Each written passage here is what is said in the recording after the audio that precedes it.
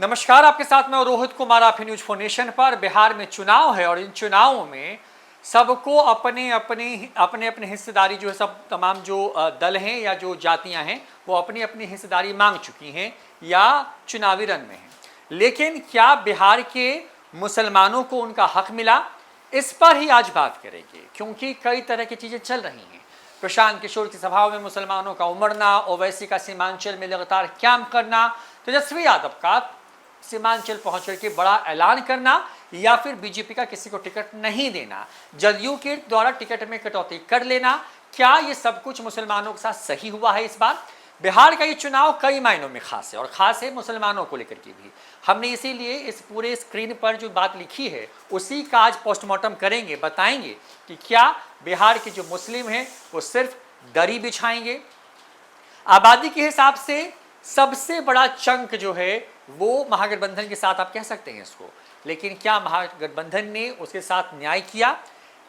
NDA में नीतीश कुमार जो या उनकी पार्टी जो हमेशा कहती रहती है कि भाई हम मुसलमानों के लिए बहुत हमने काम किया, क्या उन्होंने न्याय किया? मुसलमानों के साथ हुआ क्या? कहते हैं कि बिहार में अगर हिंदुओं को अलग कर दें तो दूसरे किसी धर्म में मुसलमानों की संख्या सबसे ज़्यादा है। बिहार की कई ऐसी सीटें हैं, सब कुछ एक एक करके बताएंगे कि जिस पर मुसलमान ही वहाँ की प्रत्याशियों की किस्मत को तय करते हैं। तो चलिए स्लाइड शो शुरू करते हैं, बताते हैं आपको कि क्या क्या चल रहा है। तो देखिए 2020 में मुस्लिम जो सियासत बिहार में हुई, यानी 2020 का चुनाव, उसमें party JDU, RJD, Congress, CPIML, BSP और एआईएमआईएम।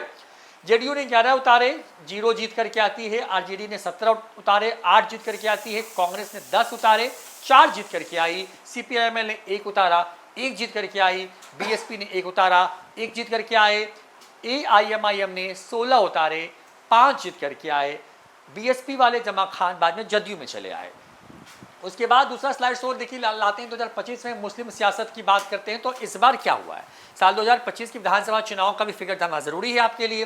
तो पार्टी जेडीयू है, जेडीयू ने उतारी है 4, आरजेडी ने उतारे हैं 18, कांग्रेस उतारे हैं 10, सीपीआईएम ने उतारे हैं 2 और जन स्वराज पार्टी ने उतारे हैं 34।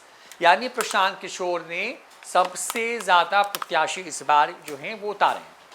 उसके बाद अगली स्लाइड पे आते हैं। देखिए बिहार के 7 जिलों में 53 सीटें ऐसी हैं जहां पर मुस्लिम जो है हार जीत का फैसला करते हैं।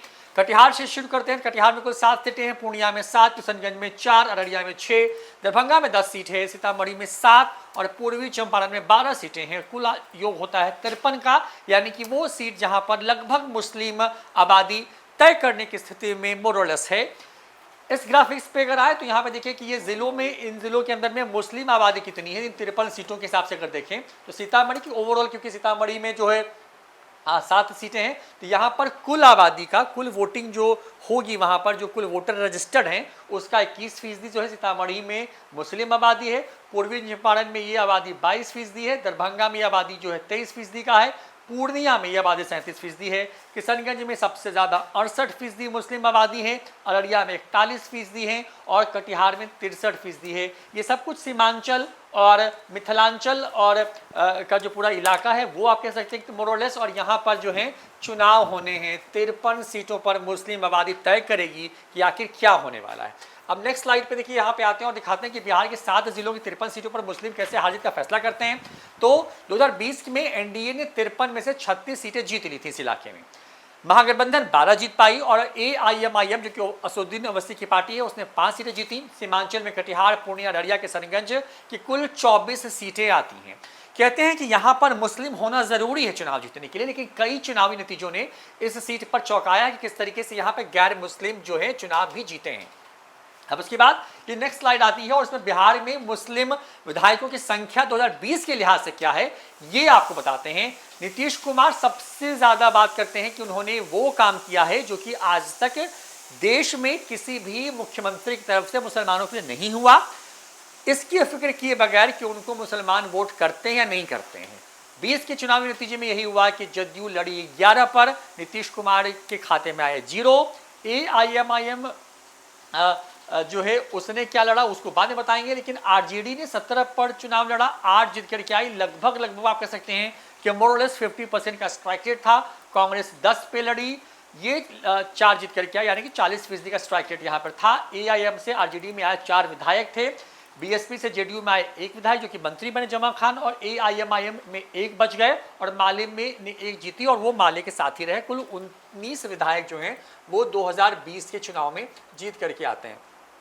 तो इस तरीके से जो है ये चीज़ें आपको यहाँ पे हम दिखा रहे हैं। और आप देखिए कि क्या सवाल जो हम लगातार पूछ रहे हैं, सवाल ये कि देवांशु हमारे साथ जुड़ेंगे न्यूज़ रूम में, क्योंकि उन्होंने बहुत दिन भर पड़ताल की है, कई लोगों से बातचीत की है, बहुत सारे फिगर्स उन्होंने आपके लिए जो है अरेंज करे हैं हकीकत बताने के लिए कि आखिर बिहार के मुसलमानों के साथ इस बार के चुनाव में क्या हुआ। क्या उनको सिर्फ और सिर्फ तमाम राजनीतिक दल जो हैं वो दरी बिछाने के योग्य समझते हैं, और ये आरोप ज़्यादा किस पे लग रहा है, क्या जो वोट लेता है उस पर, या फिर तमाम दल जो कि चुनाव लड़ रहे हैं बिहार में। क्योंकि हम शुरुआत करते हैं दिवांशु, पहला सवाल मेरा यही है, क्योंकि क्या बिहार के मुसलमान जो हैं वो सिर्फ दरी बिछाएंगे बिहार के अंदर में, क्योंकि जो जातिगत जनगणना भी बिहार में हुई उसके जो आंकड़े थे, उन आंकड़ों ने जो तस्वीर रखी उसके हिसाब से हिंदुओं को अगर छोड़ दें तो किसी धर्म के तौर पर सबसे बड़ी आबादी जो है मुसलमानों की है।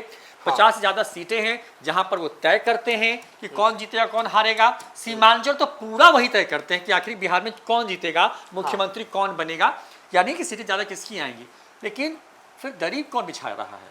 देखिए रोहित, आपने जो सवाल किया उसका विस्तार से हम जवाब देंगे, लेकिन एक बयान सुनवाए थे, एक नेताओं का नहीं, 3 नेताओं का हम जो है आगे बयान सुना रहे हैं। पहला बयान जो है वो 3-4 दिन पहले जो है वो तेजस्वी यादव ने कटिहार में दिया, उनका बयान सुनवाते हैं, और ओवैसी साहब का कल का बयान सुनवाते हैं। और हालांकि आज भी जो उन्होंने मतलब कि हमला बोला है ना, वो भी बहुत मजेदार है, लेकिन कल वाला बयान हम सुनाते हैं जो कि ओवैसी साहब ने सीमांचल में दिया है, और आज का बयान जो है योगी आदित्यनाथ का सुनवाते हैं। योगी आदित्यनाथ ने बाबर और औरंगजेब की एंट्री जो है वो बिहार की पॉलिटिक्स में कर दी। इसका फायदा किसे होने जा रहा है, नुकसान किसे होने जा रहा है, ये तो हम लास्ट में बात करेंगे। लेकिन तेजस्वी यादव ने कहा है ना कि वक्फ कानून को वो कूड़ेदान में फेंक देंगे, और ओवैसी साहब ने इसका तो जवाब भी दिया है। लेकिन मोस्ट इम्पॉर्टेंट जो है वो हमला ये बोल रहे हैं कि आप जो है वो डिप्टी सीएम मल्ला का बेटा बनेगा और मुस्लिम आजम का बेटा क्यों नहीं बनेगा डिप्टी सीएम। तो ये सवाल जो है वो ओवैसी साहब कर रहे हैं, और चैलेंज भी कर रहे हैं तेजस्वी को कि आप कह रहे हैं कि कानून फेंक देंगे, आप फेंक ही नहीं सकते हैं। तो सबसे पहले 3 विंडो बाइट सुन लीजिए, उसके बाद रियल में वीडियो शुरू करेंगे। लेकिन ये तीनों बयान जो है 3 नेताओं के बहुत ही महत्वपूर्ण हो जाते हैं, क्योंकि बिहार का मुसलमान क्या ये है एक्चुअल में कि 100% या मतलब कि ज़्यादातर जो है वो इस बार भी हर बार की तरह इस बार भी महागठबंधन की तरफ वोट करेंगे, या फिर मुसलमान कुछ और सोच रहे हैं।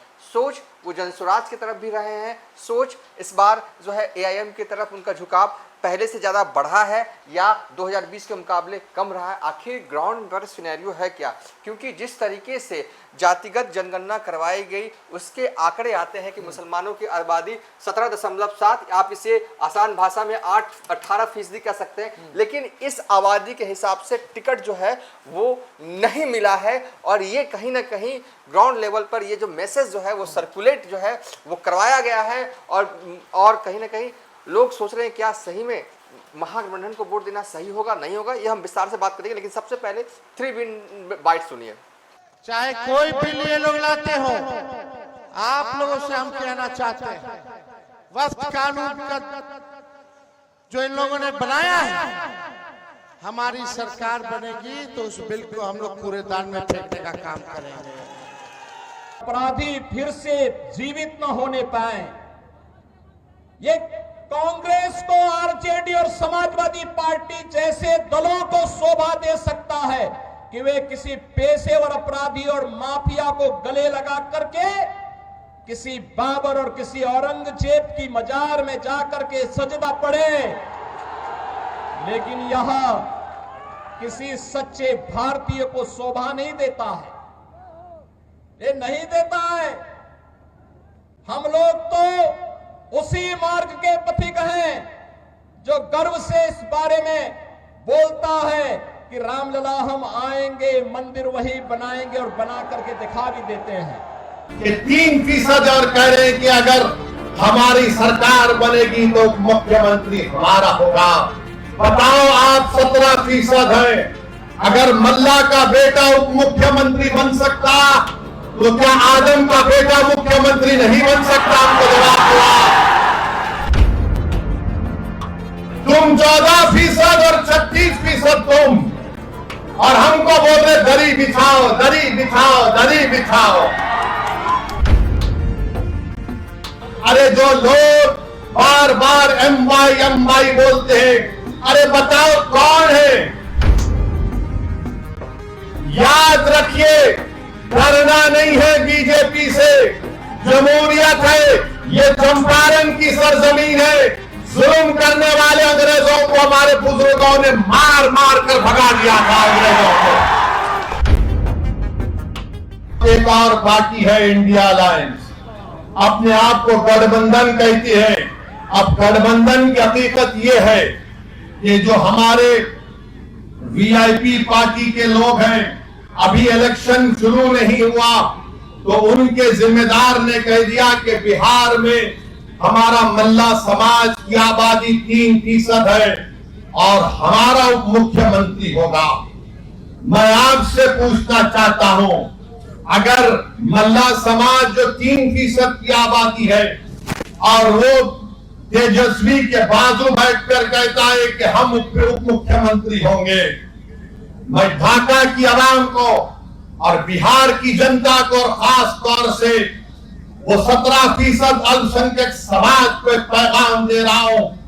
3% है और उनकी ताकत को देखो आप, उनके सियासी शऊर से सबक हासिल करो आप, और उनकी बहादुरी को देखो कि 3% और कह रहे हैं कि अगर हमारी सरकार बनेगी तो मुख्यमंत्री हमारा होगा। बताओ आप 17% हैं, अगर मल्ला का बेटा उप मुख्यमंत्री बन सकता तो क्या आदम का बेटा मुख्यमंत्री नहीं बन सकता? हमको जवाब हुआ। तो देखा आपने 3 नेता, तेजस्वी यादव, योगी आदित्यनाथ और ओवैसी साहब, किस तरीके से जो है वो बयानबाजी जो है वो करते हुए दिख रहे हैं। अब सबसे बड़ा सवाल ये है कि जो हमने ये थंबनेल में दिया है, वो बिहार के मुसलमान सिर्फ दरी बिछाएंगे। देखिए, मुस्लिम समाज में ये तो मैसेज सर्कुलेटेड है रोहित, इसमें कोई इनकार नहीं कर सकता है कि इस बार जो है वो पिछले बार की तुलना में जो है वो सीटें जो है वो कम मिली है। कैसे भी मिली, जिसने भी दी, लेकिन सीटें तो कम जो है वो मिली है, इससे कोई इनकार जो है वो कर नहीं सकता। 25 में जैसा कि आप पढ़ रहे थे कि 4 सीट जो है 4 सीट जो है वो JDU वालों ने उतारा है इस बार। पिछली बार 5 था ये आंकड़ा, पिछले बार ये जो आंकड़ा है जो रोहित, ये 5 था, और इस बार अगर देखें RJD ने 18 उतारा है और कांग्रेस ने 10, 2 और AIM का हालांकि आंकड़ा हमने यहाँ पर नहीं दिया। AIM का जो आंकड़ा है रोहित, लमसम जो फिगर बैठता है, करीब मुझे लगता है कि 2 हिंदू 29 सीटों पर जो है वो लड़ रहे हैं AIM बिहार में, जिसमें कि 2 हिंदू हैं, एक ढाका हो गया। तो मुझे लगता है मोर ओवर लमसम जो आंकड़ा है वो 25-26 के पास पहुंचता है AIM का, ठीक है। लेकिन सबसे ज्यादा सरप्राइजिंग जो है वो जन सुराज का है। जन सुराज जो है वो कुल 34 सीटों पर जन सुराज ने जो है मुस्लिम उम्मीदवार दिया है। और ऐसे में सोचिए कि क्या होगा, ये 34 अलग अलग विधानसभा में रोहित मुस्लिम प्रत्याशी होंगे। एक मैसेज जो है लगातार सोशल मीडिया पर मैं देख रहा हूं कि लगातार ये कहा जा रहा है कि जहां भी मुस्लिम समाज से कैंडिडेट हो वहां पर मुस्लिम जो है, मुस्लिम जो वोटर हैं वो उन्हें वोट करें। ये मैसेज जो है वो सर्कुलेटेड किया जा रहा है, ठीक है। लेकिन लगातार तेजस्वी यादव जो है कह रहे हैं मुसलमानों के लिए, जिस तरीके से उन्होंने कहा कि वक्फ कानून को वो कूड़ेदान में फेंक देंगे, इसके काट के तौर पर ओवैसी साहब अब ये कह रहे हैं कि वो फेंक ही नहीं सकते, वो झूठ बोल रहे हैं।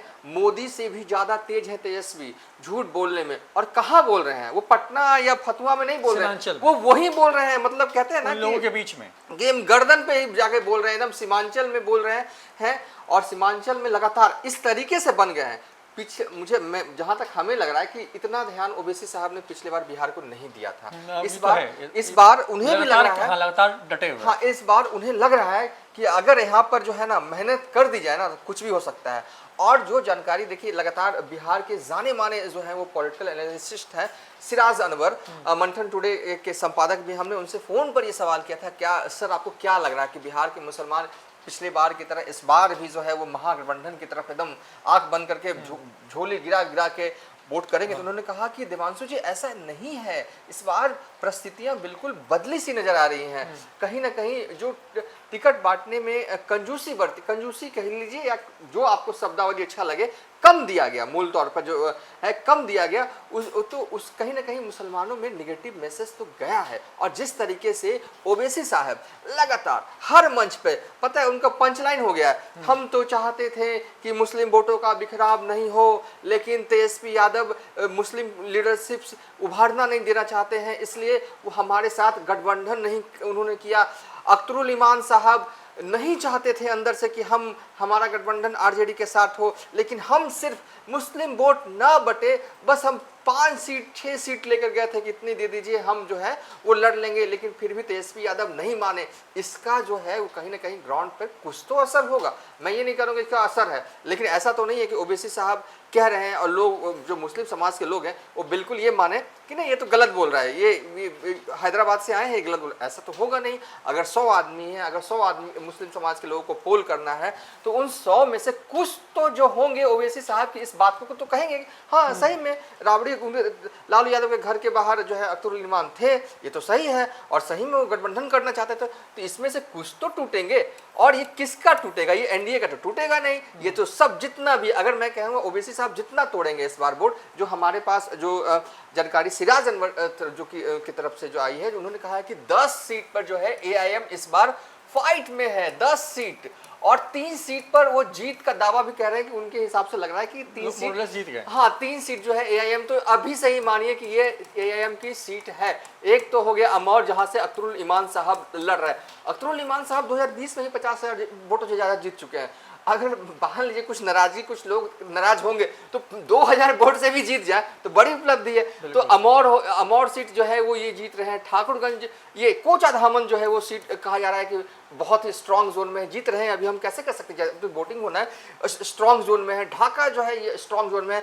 10 सीट पर जो है वो सेकंड नंबर पर तो ये रहेंगे ही, हो सकता है कि फर्स्ट नंबर पर पहुंच जाए, मैं ये नहीं कह रहा हूं, लेकिन मैं कह रहा हूं कि सीधी लड़ाई कम से कम बिहार की 29 विधानसभा सीटों पर चुनाव जो है एआईएम वाले जो है वो लड़ रही हैं, और 29 में से 10 विधानसभा सीट पर जो है वो सीधी फाइट है। तेजस्वी के खिलाफ है। हाँ तेजस्वी के खिलाफ, ऑब्वियसली तेजस्वी के खिलाफ। और इसमें एक बात और है रोहित, अगर हम देखें कि एनडीए के हवाले से, एनडीए वाले ऐसे भी जेडीयू ने 4 दिए हैं। एनडीए का सीधे कॉन्सेप्ट है, भले ही ये नीतीश कुमार का कॉन्सेप्ट नहीं है, भले ही जेडीयू का कॉन्सेप्ट नहीं है, भले ये चिराग पासवान, नीतीश कुमार दिया ना, 0 जिता के भेजा। हाँ पिछली बार का अगर हम आंकड़ा देखें तो सरप्राइज हो जाएगा। देखिए पिछली बार जेडीयू ने 11 दिया, मिला क्या? 0 मिला। और नीतीश कुमार ने मैं व्यक्तिगत मतलब मैं कह सकता हूँ, और मुझसे ये मुस्लिम समाज के लोग भी एडमिट करते थे वांशु, जितना काम नीतीश कुमार ने किया है मतलब आज़ादी के बाद मुसलमानों के लिए, उतना किसी मुख्यमंत्री ने कम से कम मुसलमानों के लिए तो नहीं किया है। और देखिए भले मुस्लिम समाज जहाँ भी वोट करें वो हम नहीं कहेंगे, लेकिन हाँ जब भी हमारे कई मित्र हैं रोहित, वो कहते हैं कि नहीं काम तो नीतीश कुमार ने किया है, भले उनको जहाँ वोट देना वो देंगे, लेकिन अब जो होना है मुस्लिम का वोट जो है या एनडीए को जाएगा, नहीं जाएगा, सॉरी माफ कीजिएगा, एनडीए को तो नहीं जाएगा। अब कुछ लोग दे दें पढ़ा लिखा तबका, वो अलग बात है, लेकिन मुस्लिम समाज का वोट महागठबंधन को जाता है। मुस्लिम समाज का वोट जो है वो एआईएम कितना ले पाती है? क्या 2020 से के मुकाबले 2025 में कितनी मजबूत हुई है एआईएम? ये क्योंकि ये अभी लिटमस टेस्ट होना, 5 जब विधायक जीत के आए थे ना 2020 में, वो सब चौक सरप्राइज, व्हाट इज दिस, ये क्या हो गया? 5 विधायक जीत के आ गए, ये हो गया था। अब इस बार एंट्री जो 34 सीटें जो जनसुराज ने दी हैं, इसका कितना इम्पैक्ट जो है वो रहेगा, ये देखना दिलचस्प होगा। क्या इन 34 में से मैं कहता हूँ रोहित, 34 में 34 ना भी लड़े, अगर मान लीजिए 34 में कुछ तो ऐसे मजबूत मुस्लिम उम्मीदवार होंगे, तो कसम खिलवा रहे हैं ना, वो बेगूसराय वाले क्या नाम और नहीं, एक बयान कोट करता हूं, मुनाजिर हसन, मैं प्रशांत किशोर का बयान कोट करता हूं कि ये प्रशांत किशोर ये कह रहे हैं देवांशु कार्यक्रमों में, सभाओं में, कि आप सिर्फ अल्लाह से डरिए, इसे दल से डरने की जरूरत नहीं है आपको। वो मस्जिदों में जाकर के उन्हें वहाँ पे मुस्लिम समाज के जो प्रमुख लोग थे, जो वोटर हैं, उनको एक तरीके से कसम खिलवाई है। हमारे संवाददाता ने कवर किया है उसको, और वो लगातार मुसलमानों के बीच में, देखिए इसका इमामगंज में दिखा असर, जो चुनाव बिहार के पहले अभी जो हाल में चुनाव 4 सीटों पर हुए, उन चुनाव पे जनसुराज लड़ी, और वहाँ पे बड़ी संख्या में आरजेडी को मुस्लिम वोट ना जा करके वो वोट ट्रांसफर हुआ जनसुराज को, और उसका फिगर ठीक ठाक निकल के आए। इसका मतलब है कि जनसुराज कहीं ना कहीं असर, और उनको ये बात मालूम हो गई थी हाँ। कि भाई अगर टिकट ज़्यादा देंगे तो कि मैसेज जाएगा। और देखिए ना, जब तमाम नेता मोरलेस प्रचार नहीं कर रहे थे बिहार में, तब प्रशांत किशोर पूरा बिहार घूम रहे थे, और उस दौरान प्रशांत किशोर जो है वो सीमांचल का लगातार दौरा कर रहे थे। हमारे संवाददाता नरोत्तम उस इलाके में लगातार जाते रहे और देखा कि वहाँ पे लगातार उनके कार्यक्रम थे, मतलब वो कभी ब्लैकआउट नहीं हुआ उस इलाके में, तो कनेक्टिविटी बनी हुई थी। तो MY का जो M है वो, क्योंकि अब मेरा सवाल उसके बाद अब यही निकल के आ रहा है देवांशु, क्योंकि आपने कुछ आंखों के सहारे भी समझाया। हाँ। क्या MY का जो M है इस बार, M यानी कि मुस्लिम, क्या बिहार में दरक जाएगा तेजस्वी या महागठबंधन के साथ? हाँ, जहाँ से हमने बात शुरू की थी ये 34 पे, फिर आपने इस बात को आगे बढ़ाया। मेरा पॉइंट कहने का ये था कि अगर 34 में से 34 अगर मजबूत ना हो, कुछ तो इसमें 5 होंगे, 6 होंगे, 7 होंगे, 10 होंगे, ये मैं नहीं जानता। लेकिन जैसे कि अब देखिए बेगूसराय जिले से मुनाजिर हसन कभी मंत्री हुआ करते थे, वो लड़ रहे हैं आपके ये AIM के टिकट से, तो क्या वो मजबूत तो होंगे, उनके वोटर तो होंगे। अरे कुछ नहीं होगा तो 20,000 वोट तो उनका तो होगा, किसका नुकसान गया। तो ये है। अब आपने कहा कि MY पे आते हैं, MY मुस्लिम और यादव। देखिए आजकल ये चल रहा है ना, ये कहा जाता है, लेकिन एक नया आ गया है, MY का मतलब हो गया है मल्ला और यादव। अब आते हैं मुकेश सहनी पर। मुकेश सहनी के धमाके के बाद, धमाके का कहने का मतलब है जब से डिप्टी CM का ऐलान हुआ है, हाँ। उस दिन के बाद, उस पल के बाद बिहार की सियासत जो है ना, मतलब कि ऐसे चल रही थी और ऐसे हो गई, या नीचे या ऊपर किसके लिए, ये तो बात की बात है। लेकिन बहुत कुछ चीज़ें जो है ना बदली हैं जब से डिप्टी CM का ऐलान हुआ। फौरन कई लोग नाराज हुए, कई तबके नाराज हुए, कई समाज नाराज हुए। ये क्या मतलब कि मुकेश सहनी को ऐलान कर दिया और हमारा क्या? उसमें से सबसे बड़ा सवाल, मतलब झोला ढोए दरी बिछाए कोई और डिप्टी CM बने कोई। हाँ चलिए ठीक है, थोड़ा भले ही हमने मजाकिया लहजे में बात की, लेकिन कई समाज जो हैं वो सही में अंदर से नाराज हो। और ओवैसी साहब इसी को मुद्दा बना रहे हैं कि मल्ला का बेटा डिप्टी CM बनेगा और मुस्लिम का बेटा क्या करेगा, वोट देगा, दरी बिछाएगा, और आजम का बेटा नहीं बनेगा। तो इसी मुद्दे को जो है ओवैसी साहब उठा रहे हैं। और कहीं ना कहीं ये जो अभी सर्कुलेटेड है ना कि M जो है वो तेजस्वी यादव का, वो अब कट गया है, रिप्लेस हो गया। अब मल्ला ने जगह ले लिया यादव का, तो ये पार्टी तो है। अब सवाल है कि देखिए जो मुस्लिम तबका जो ये नाराज है, इसलिए नाराज है कि तेजस्वी यादव ने मुकेश सहनी को डिप्टी CM बना दिया, मुस्लिम समाज से भी बनाने देते। हालांकि एक इंटरव्यू में इसका जवाब जो है वो मुकेश सहनी ने ऐसे दिया, उन्होंने कहा कि देखिए फातमी साहब भी RJD में थे और एक सीनियर RJD में, अगर किसी मुस्लिम चेहरे को डिप्टी CM का ऐलान कर दिया जाता ना, तो कहीं ना कहीं अंदरूनी जो है वो सियासी वार जो है वो पार्टी के अंदर ही छिड़ जाती। तो इन सब से बचने के लिए आफ्टर इलेक्शन किया जाएगा। और उन्होंने कहा कि डिप्टी CM होगा मुस्लिम। कांग्रेस कर देती, हाँ कांग्रेस भी कर, लेकिन ये तो फिर आप गोल गोल आप बात कर रहे हैं। हाँ, ये तो मेरे जानकारी में ये देश का पहला चुनाव है बिहार, जहां पर मुख्यमंत्री या डिप्टी CM का फेस अनाउंस है। बिल्कुल। अब आप कल्पना करिए कि कोई, मैंने तो कोई चुनाव देखा नहीं अभी, कितने राज्यों के चुनाव हमने अपने आसपास देखे, लोकसभा के चुनाव देखे। आपको कल्पना करिए कि प्रधानमंत्री के साथ उप प्रधानमंत्री के पद के लिए चुनाव देश में हो, तो डिप्टी CM के लिए जो व्यक्ति चुनाव खुद नहीं लड़ रहा है, उनकी पार्टी चुनाव लड़ रही है, तो वो डिप्टी CM है लेकिन मुस्लिम नहीं है। और जैसा कि आपने एक वरिष्ठ पत्रकार को कोट भी किया, सिराज अनवर साहब, हाँ, तो मतलब क्योंकि मेरा बस सवाल फिर वही है, क्योंकि बस बहुत छोटे से संक्षेप में कि क्या M रिप्लेस हुआ है मल्लाह से, यानी कि मुस्लिम रिप्लेस हुआ है जैसा लोग कह रहे हैं, चर्चा हो रही है, तो क्या ये दरक गया है? क्या इसको प्रशांत किशोर, इसको AIM जैसी पार्टियां क्या इस वोट के बड़े चंक को अपने साथ लाने वाली हैं? और क्या ये आने वाले वक्त में तेजस्वी की राहें थोड़ी मुश्किल कर दिख रही हैं? सीधा जवाब दे देते हैं रोहित, क्योंकि अब वीडियो ज़्यादा लंबा करेंगे नहीं, हमें जो बताना था हमने बता। देखिए आपका जो सवाल है, देखिए एक तो हम लोग पारंपरिक तौर पर मानते हैं कि महागठबंधन में मुस्लिम का वोट पड़ता है। क्या 2025 में भी ऐसा होगा? तो इस सवाल का जवाब इतना आसान देना रह नहीं गया है। कोई ये नहीं कह सकता हाँ मुस्लिम का जो वोट है ना वो तो अब तेजस्वी यादव या कांग्रेस की तरफ ही गिरेगा, ऐसा नहीं है। मुस्लिम के पास अब इस बार विकल्प है और उसके पास एक ऑप्शन है। अगर उसे AIM नहीं अच्छा लग रहा है तो जनसुराज है। अगर मान लीजिए उसको दोनों ही अच्छा नहीं लग रहा और किसी सीट पर न AIM है और न जनसुराज है, मतलब कहने का तात्पर्य है कि 34 सीटों पर जो है वो जनसुराज लड़ रही है, मुस्लिम कैंडिडेट हैं, 29 सीटों पर जो AIM जो है वो 2025 में लड़ी है, कोई है तो उनके पास फिर भी हो सकता है कोई निर्दलीय मुस्लिम उम्मीदवार भी उतर रहे हैं, जैसे कि गोविंदपुर में आप देख लीजिए। ये भी हो सकता है कि एग्रेसिव वोटिंग ना पोल ना हो उनकी तरफ से। हाँ, तो एक होता है ना कि हमें तो बीजेपी के खिलाफ वोट करना है, तो वो नहीं होगा। तो कहीं ना कहीं आप ये कह सकते हैं, मैं ये नहीं कहूँगा कि नुकसान हो रहा है तेजस्वी को, ये कहना अभी जल्दबाजी है क्योंकि वोटिंग होना है उसके बाद जो, लेकिन जो ग्राउंड पर जो हलचल है, मतलब कि ग्राउंड से जो हमने जो फीडबैक मिला है और कई लोगों से हमने बातचीत की है, उसके हवाले से मजमून तो यही है कि मुस्लिम समाज जो है अभी सोच रहे हैं, वो उनको लग रहा है ना ये ठीक तो नहीं किया तेजस्वी ने। अब जब क्योंकि वोटिंग, पहली वोटिंग जो है वो 6 तारीख को होनी है, तो क्या 6 तारीख तक एक होता है ना कि मेरी आपसे नाराज़गी है, हो सकता है कि 6 तारीख तक वो नाराज़गी खत्म हो जाए, या हो सकता है कि मेरे तरफ से कुछ ऐसा किया जाए कि मैं आपकी नाराज़गी को ख़त्म कर दूं। जैसे कि तेजस्वी यादव लगातार कह रहे हैं कि कानून, वक्फ कानून को जो है वो ख़त्म कर देंगे, लेकिन इसमें भी जो है वो बड़ा झोल है। उसने कहा है कि ये है कि जो पॉइंट्स आपने बताया था उसमें कहा है कि जो पॉइंट्स को आगे वो लेके आ रहे हैं उसको लेकर भी मुस्लिम समाज में जो है वो नाराज़गी है। उन्होंने कहा है कि इसको वक्फ कानून को और पारदर्शी बनाएंगे। मुस्लिम समाज के लोग ये भी नहीं चाहते हैं, वक्फ कानून से आप पर आपकी कोई नज़र नहीं होनी चाहिए, जो काम यहाँ इस कानून में होगा वो हमारे लोग हम करेंगे। जो कि आरजेडी के जो प्रण, जो तेजस्वी का प्रण है उसमें उस जिक्र है कि वक्फ कानून को खत्म कर देंगे और पारदर्शी बनाएंगे। तो मुस्लिम समाज ये भी नहीं चाहते हैं कि पारदर्शी बनाए, आप बनाए, ये वो नहीं चाहते हैं, उनको बनाना होगा पारदर्शी, वो खुद बनाए, A to Z जो है वो मुस्लिम समाज के लोग बनाए, ये मेरा कहना था। तो ओवरऑल इस वीडियो को वाइंड अप करेंगे रोहित, लेकिन जो हमें ये लग रहा है थोड़ी बहुत ही सही नाराज़गी तो है, और जो थोड़ी बहुत नाराज़गी असल में दिखती है ना ग्राउंड पे जाते जाते वो भारी नुकसान हो सकता है, क्योंकि 12 वोटों से तो शक्ति यादव हार गए थे हिलसा से चुनाव। अगर कोई आदमी मान लीजिए 100 वोट से हार जाए मुस्लिम बहुल सीट में, तो तो किसकी हार होगी? नंबर्स की है, नंबर गेम है, सियासत तो नंबर्स गेम है। और यही है कि एक लास्ट में हम इसको थोड़ा सा इस पे डिस्कस करेंगे। कुल बिहार में जो मुस्लिम बहुल सीटें आप मान सकते हैं वो 53, ये सब आप हालांकि रोहित ने बताया है, लेकिन मुझे इसमें बस इतना कहना है कि यही 7 जिले जो हैं वो डिसाइड करेंगे कि मुस्लिम क्या करेंगे। हालांकि हर जिले में मुस्लिम समाज के लोग हैं, लेकिन अगर पूर्णिया के मुसलमान अभी इस वक्त क्या सोच रहे हैं ये बहुत ही महत्वपूर्ण है। किशनगंज के मुसलमान क्या सोच रहे हैं ये बहुत महत्वपूर्ण है। अररिया, दरभंगा, सीतामढ़ी, पूर्वी चंपारण और फुल ये सीटें हो जाती हैं 53।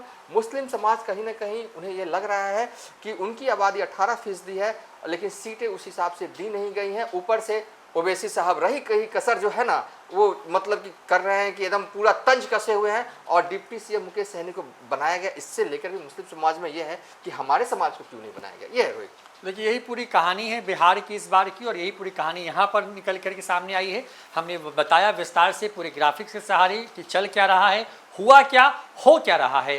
बिहार के मुसलमान कंफ्यूज हैं, क्या उन्होंने मन बना लिया है, क्या उनके पास विकल्प है, क्या तेजस्वी यादव को नुकसान होने वाला है, और नुकसान उनको होगा तो फ़ायदा किससे होगा। हमने सब कुछ टटोलने की कोशिश की है। आपको क्या लगता है इस वीडियो पर कमेंट करके ज़रूर बताएं। फिलहाल इतना ही देखते ही न्यूज़ फॉर नेशन। नमस्कार। सूरज की पहली किरण के साथ जाग उठा बिहार, हर मत बने नई उम्मीद, हर कदम जिम्मेदारी। न्यूज़ फॉर नेशन की अपील, 6 और 11 नवंबर को घर से निकलें, वोट करें और अपने भाग्य विधाता खुद बनें।